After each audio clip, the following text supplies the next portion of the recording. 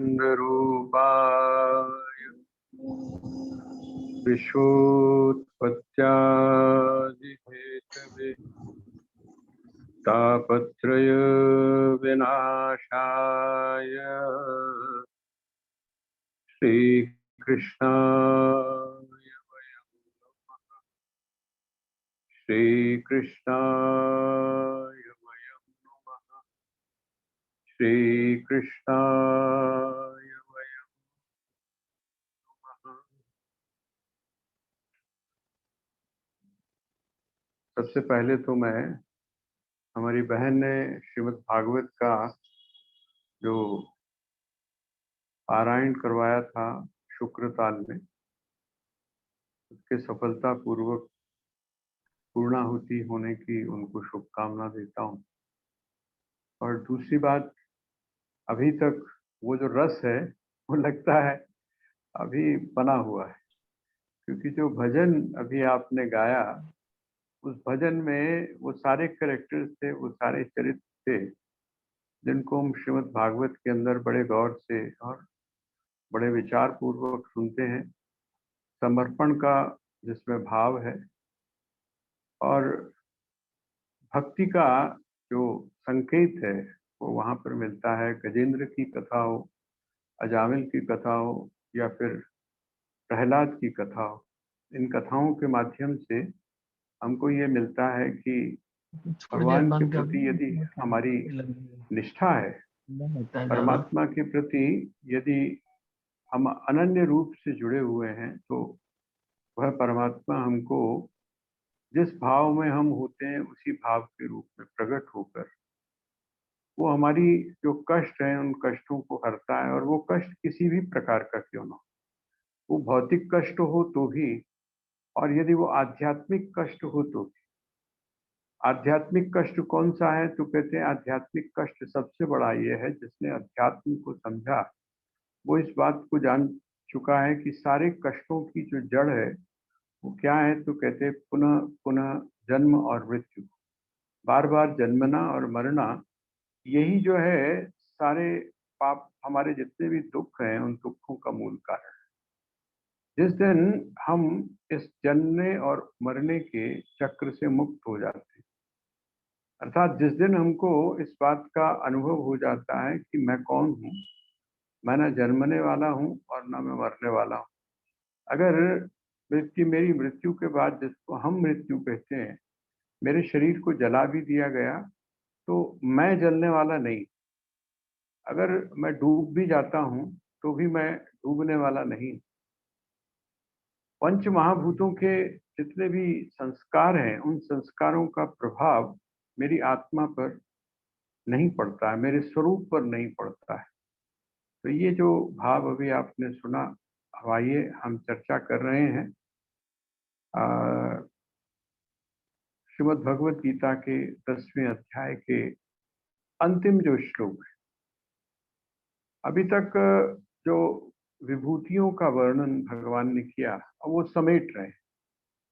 समेट इसलिए रहे हैं कि उनको लगता है कि जितना हम इसको आ, पचाते जाएंगे, जितना हम उस परमात्मा के बारे में कहते जाएंगे, उतना हमको अंदर से ये महसूस होगा कि कुछ भी कहा नहीं जा पाया।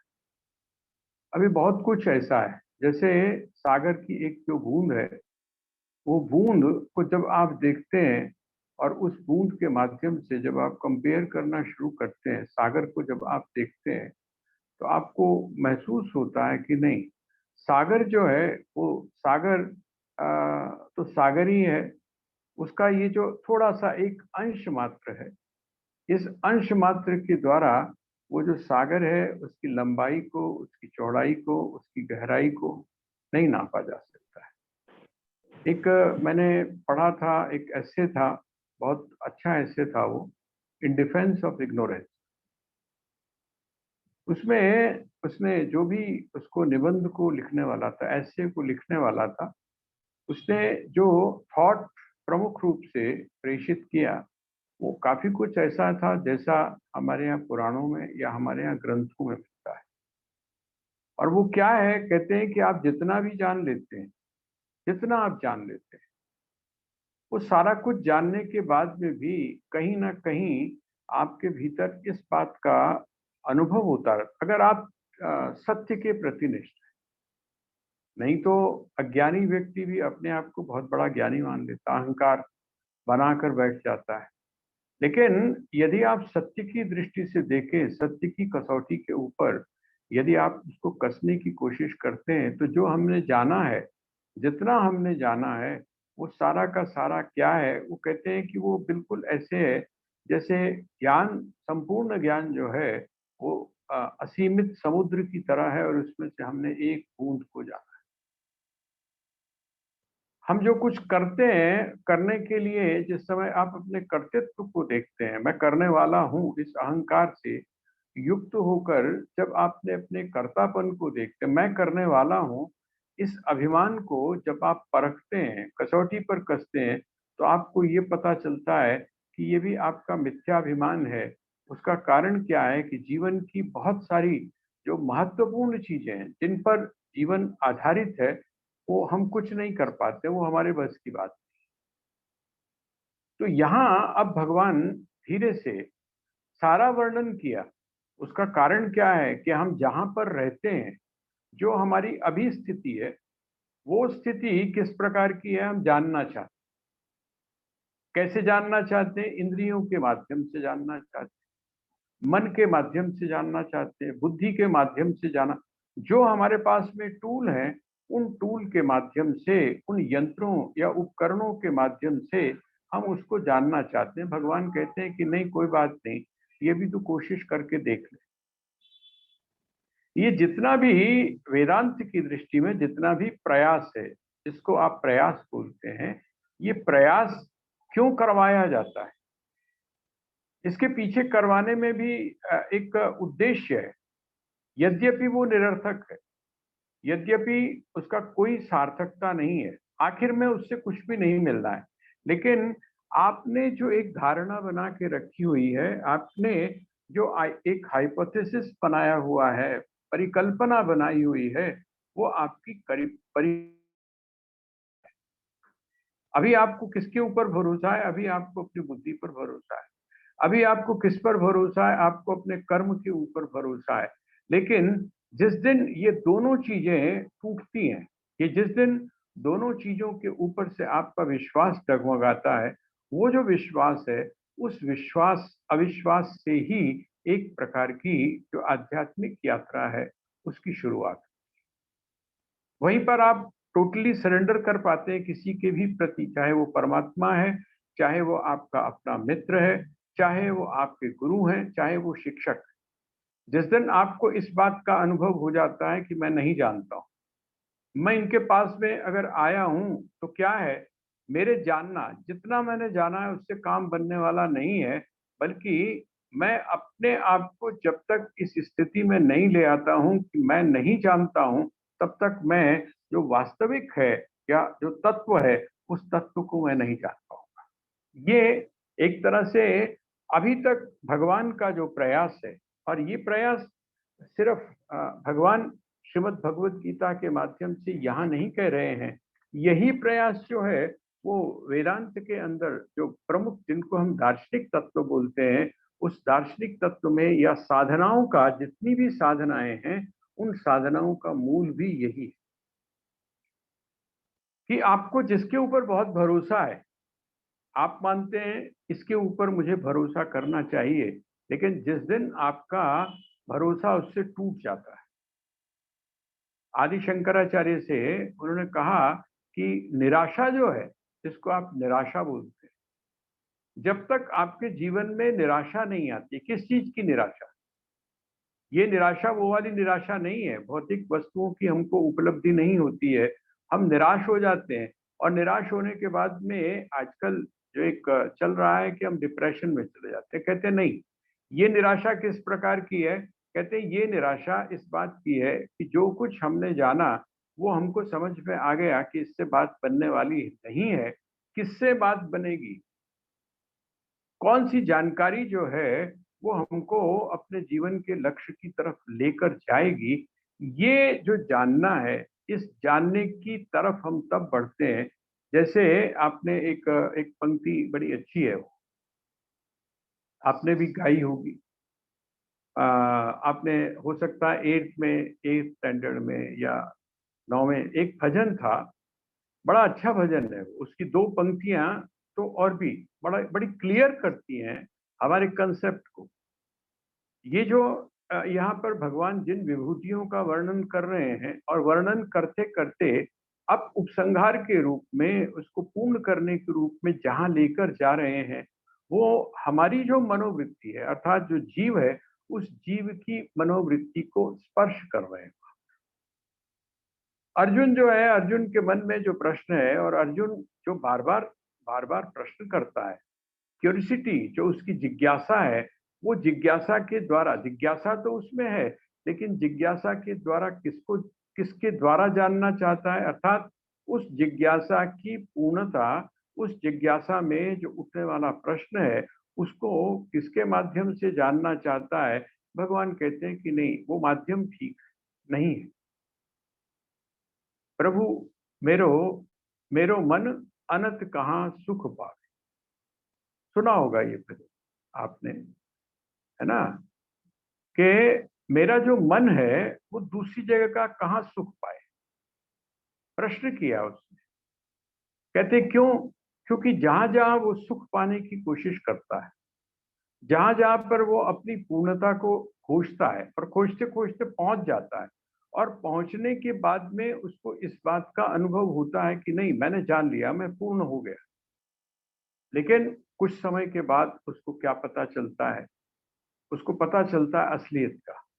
तो फिर जब असलियत का पता चलता है तो क्या होता है? कहते हैं कि मेरो मन अनंत कहाँ सुख पावे, जैसे उड़ी जहाज को पंछी उन्हीं जहाज पर आवे। कहते हैं कि आप थोड़ा सा एक कल्पना करके देखिए कि एक पक्षी है, वो पक्षी किसके ऊपर, जहाज के ऊपर बैठा है, पानी का जो नौका है, पानी का जो एक बड़ा बेड़ा है, उसके ऊपर बैठा है, उसके ऊपर जहां शिखर है उसके ऊपर बैठा है, चारों तरफ देखता है। और जब चारों तरफ देखता है तो उसको क्या दिखाई देता है? चारों तरफ नीले रंग का पानी ही पानी उसको दिखाई देता है। उसके मन में क्या आती है? बैठा बैठा वो सोचता है कि नहीं, इसको पार किया जा सकता है। और पार किसके द्वारा किया जा सकता है? वो उसके ऊपर से उड़ता है, और उड़ के उसको जो विश्वास है वो किसके ऊपर है? विश्वास है उसको अपने पंखों के ऊपर। और जब अपने पंखों के ऊपर है, फड़फड़ाता है, जाता है, उड़ता हुआ जाता है, लेकिन उसको अंदाजा लग जाता है कि नहीं, ये जो ऊर्जा या ये जो शक्ति जिसका मैं अपव्यय कर रहा हूं, अगर मैंने इसका अपव्यय और ज्यादा किया तो ऐसा भी हो सकता है कि मैं थक कर समुद्र के पानी में गिर जाऊं और डूब कर मर जाऊं। लगभग मैं इतनी दूर आ चुका हूं अपने बेड़े से। वो जो मेरा आश्रय था, है ना, जिसके ऊपर मैं बैठा हुआ था, जिसके ऊपर मैं स्थिर था, वहां से मैं इतनी दूर जा चुका हूं, अब कम से कम मुझको यहीं से वापस जाना चाहिए। क्यों? कहते हैं जैसे उड़ी जहाज को पंछी उन्हीं जहाज पर आवे। आधार उसको फिर कहाँ मिलता है? वो जो उड़ान उसने भरी है और जिसके भरोसे भरी है, वो पंख जो हैं वो थक जाते हैं। कहते इसी प्रकार से आपकी जो बुद्धि है, वो बुद्धि जो भी प्रयास कर रही है, आप अपनी इंद्रियों के द्वारा, मन के द्वारा जो भी प्रयास कर रहे हैं, जिसको आप अंतःकरण बोलते हैं, वो अंतःकरण रूपी जो उपकरण है, जो यंत्र है, उसका जो उपयोग आप कर रहे हैं, वो कहते हैं ये मात्र पर्याप्त नहीं है। जोड़िए थोड़ा सा उसको, वो जो बुल्ले शाह की एक बात है, रब ते तो बंदिया दूर नहीं हो, पर मिलंदा ए दस्तूर नहीं हो। मिलने का ये जो तरीका है ये नहीं है। क्यों मिलने का तरीका नहीं है? क्यों? क्योंकि इस मिलने के तरीके में तेरे को थकना ही पड़ेगा। अगर तू ये सोचे कि बिना थके हुए तुझका तेरे को अनुभव हो जाए, नहीं, जिस दिन तुझको इस बात का अनुभव हो गया की जो पंख हैं, इन पंखों से आप जा नहीं सकते। वो एक एक बड़ी पुराना एक प्रेयर थी, बड़ी अच्छी प्रेयर थी। तू प्यार का सागर है, ध्यान होगा आप, बड़ी बड़ी अच्छी प्रेयर है। उसके अगर आप एक एक शब्द को थोड़ा सा सोचने की कोशिश करेंगे, उस पर विचार करने की कोशिश करेंगे, तो वो ऐसी ही जो आपकी मानसिक स्थिति है, ऐसा ही जो आपका भाव जगत है, उस भाव जगत को प्रकट करता है। तेरी एक बूंद के प्यासे हम। तो ये जो स्थिति है, यहाँ पर अब भगवान क्या कह रहे हैं, आइए श्रीमद् भगवत गीता अध्याय नंबर 10 और श्लोक नंबर 40। ये जो श्लोक नंबर 40 है, इसमें भगवान ने कहा, संकेत किया कि देख अर्जुन, तूने शुरू शुरू में मुझसे प्रश्न किया, और जब तूने प्रश्न किया था, तू मेरी विभूतियों के बारे में, मेरे ऐश्वर्य के बारे में, मेरे महात्म्य के बारे में, मैं क्या हूं, इसके बारे में जानना चाहता था। तो मैंने तुझको बताया था कि जहां जहां पर भी ऐश्वर्य है, जहां जहां पर भी कुछ विशेष तेरे को दिखाई दे रहा है, या जहां जहां पर भी कुछ श्रेष्ठ तुझे दिखाई दे रहा है, तो ऐसा समझ ले कि वो मेरा ही रूप। ऐसा नहीं है कि दूसरी जगह मेरा रूप नहीं है। जो सामान्य है, सामान्य में भी मैं हूं, लेकिन अगर तू मुझको देखना चाहता, मेरा प्रयोग करना चाहता है के साथ में, तो तू क्या कर, वो जो अत्यंत विशिष्ट है, उस विशिष्ट को क्या कर, तू उसका प्रयोग कर, उसको जान, श्रेष्ठ को जान। मैं अभी परसों किसी ने एक मेरे पास किताब भेजी एक सैंपल के रूप में। कोई सिद्ध महापुरुष हुए हैं, उनकी डायलॉग्स थे, बातचीत थी उनकी। उनके पास कोई आया, आत्मा का, आत्मा है, उन्होंने कहा है। उसने कहा कि मैं तो नहीं मानता। तो उन्होंने उनके पास में एक माचिस रखी। कितना सिंपल एग्जाम्पल। उनके पास एक माचिस रखी हुई थी, वो माचिस उन्होंने उसको दी। अच्छा, उन्होंने कहा कि ये जो माचिस है ना, तू इसलिए नहीं मानता क्योंकि तू कहता है कि तू उसको देख नहीं पा रहा है, तू उसका सुन अनुभव रहे नहीं कर पा रहा है। ये जो माचिस है, ये जो हैं? सुनो, माचिस है, इसमें आग है या नहीं? उसने कहा कि इसमें आग है। उसने कहा मुझे तो नहीं दिखाई दे रही। उसने कहा ना तो मुझे दिखाई दे रही है, ना जब मैं इस माचिस को स्पर्श करता हूँ, छूता हूँ, तो ये माचिस मेरे हाथ को जला भी नहीं रही। अगर इसमें आग है, ठीक माना कि वो मुझको दिखाई नहीं दे रही, लेकिन अगर इसमें आग है, अदृश्य रूप से आग है, तो क्या होना चाहिए? आप हाथ लगाएं तो आपका हाथ जलना चाहिए ना।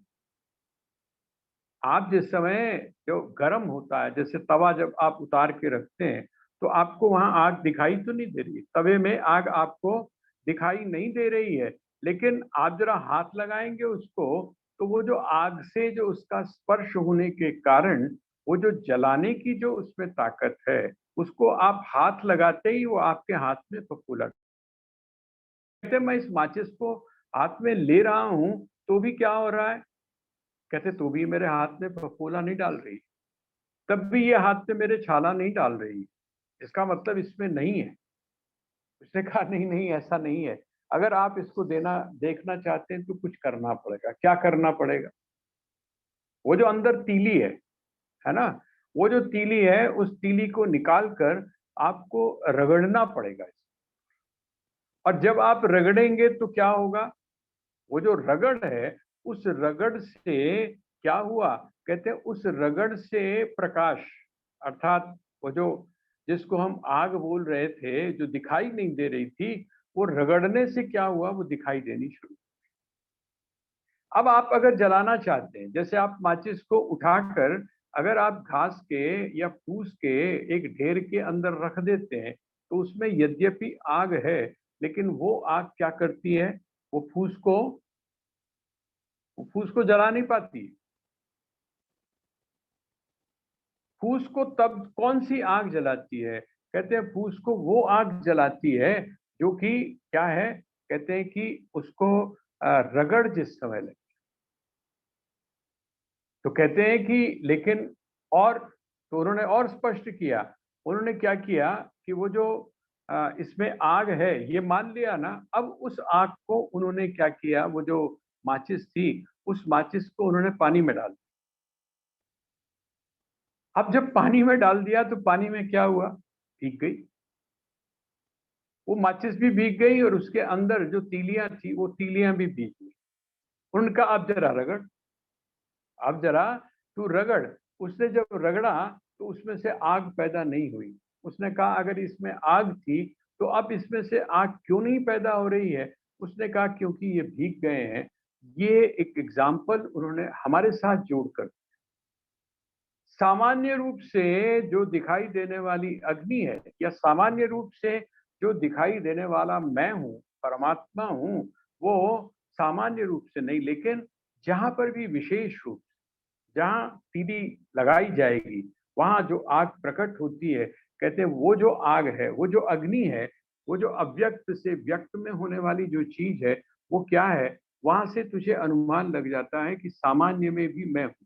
विशेष के माध्यम से, विशेष के माध्यम से हमको सामान्य का जो ज्ञान है, सामान्य का जो एक विशेष ज्ञान है वो हमको प्राप्त हो जाता है।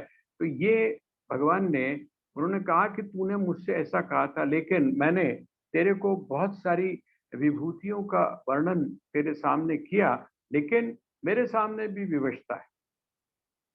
मेरे सामने विवशता क्या है, कहते हैं मेरे सामने विवशता यह है कि शब्दों के माध्यम से मैं यदि अपनी सारी विभूतियों का, ऐश्वर्यों का यदि बखान करना चाहूं तो मैं भी नहीं कर सकता। इसलिए मैं क्या कर रहा हूं अर्जुन, मैं अब क्या कर रहा हूं, नान्तोस्तिमव दिव्यानाम विभूति नाम परंतप।